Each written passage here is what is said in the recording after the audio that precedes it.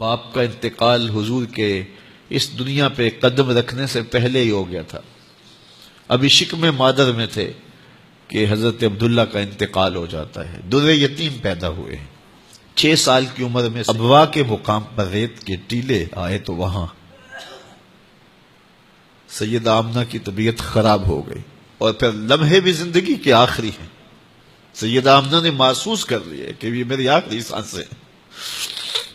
سیدہ پاک نے حضور کے سر پہ ہاتھ رکھا اور روتے ہوئے کہا کہ بیٹا ہر نئی چیز نے پرانا ہو جانا ہے، ہر باقی نے فنا ہو جانا ہے. میں بھی جا رہی ہوں. وَذِكْرَ بَاق وَوَلَدْتُ طُهْرًا، لیکن میرا ذکر نہیں مٹے گا، اس لیے کہ تیرے جیسا ستھرا بیٹا چھوڑ کے جا رہے ہیں. یہ آخری لفظ تھے سیدہ پاک کے کہ سیدہ آمنہ سلام اللہ علیہا کا انتقال ہو گیا. خیر حضور ماں سے لپٹ گئے. امی آپ آگے بولتی نہیں ہیں، لیکن خاموش ہو گیا تھا چمن بولتا. حضور نے وہیں پھر اپنی ماں کی تدفین کی. تدفین کے بعد ام ایمن کے ساتھ سواری پر بیٹھ جاتے ہیں اور چمٹ جاتے ہیں ام ایمن کے ساتھ، اور وہ جا کے حضرت عبد المطلب کے سپرد کر دیتی ہیں. تو حضرت عبد المطلب حضور کو آغوش میں لے کے بڑا روئے اور ام ایمن سے کہا کہ میرے اس بیٹے کا تم نے خاص خیال رکھنا ہے. اور پھر انہوں نے اتنا خیال رکھا کہ میرے حضور فرمایا کرتے تھے ام ایمن میری ماں کے بعد میری ماں ہے. 2 سال کے بعد حضرت عبد المطلب کا بھی انتقال ہو گیا. ابن حشام کے یہ لفظ سینہ چیرتے ہیں کہ جب امیر قریش کا جنازہ اٹھا تو سارا مکہ جنازے کے لیے امڑ آیا، لیکن لوگوں نے 8 سال کے ایک بچے کو دیکھا جو دیواروں سے لپٹ لپٹ کے رو رہا تھا. آج یہ سہارا بچھن گیا تھا. پھر چچا کی کفالت میں آئے.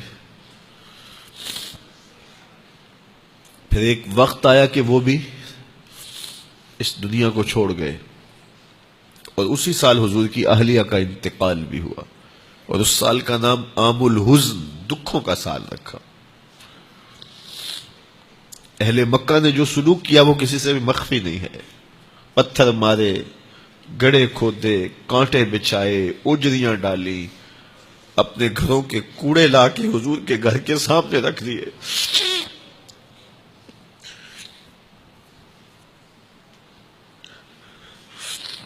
یہ کس چیز کی سزا دے رہے تھے میرے حضور کو؟ میرے حضور علیہ السلام نے پھر طائف کا سفر کیا کہ شاید وہ لوگ میری بات کو سن لیں، لیکن انہوں نے جو دردناک سلوک کیا وہ بھی تاریخ کا ایک انتہائی دردناک باب ہے.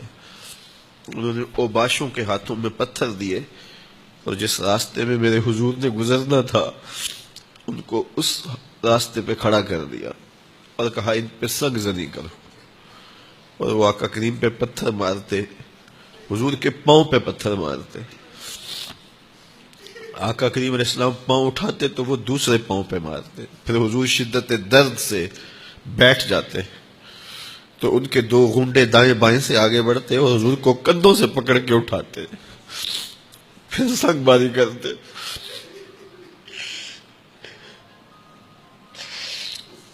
نالین حضور کے خون سے بھر گئے. عذاب کے فرشتے حضور کے پاس آئے کہ اگر آپ